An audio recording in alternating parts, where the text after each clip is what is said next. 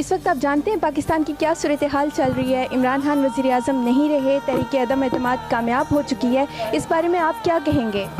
یہ سب سازشوں میں مل چکے ہیں, سب کے سب کرپٹ ٹولے مل چکے ہیں. 12 جماعتیں ایک آدمی کے پیچھے.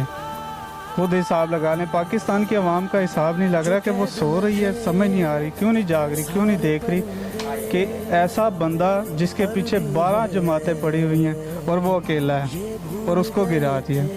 اچھا جی, خان صاحب یہ کہتے ہیں کہ یہ حکومت گرانے کی جو سازش ہے یہ بیرونی سازش ہے, یہ امریکہ کی طرف سے کوئی سازش رچائی گئی ہے حکومت گرانے کی. تو آپ کا کیا کہنا ہے خان صاحب, سچ کہہ رہے ہیں؟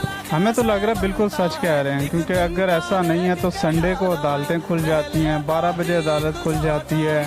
سب نون لیگ کے لیے سب کچھ ہو رہا ہے مگر پی ٹی آئی کے لیے کچھ نہیں ہو رہا.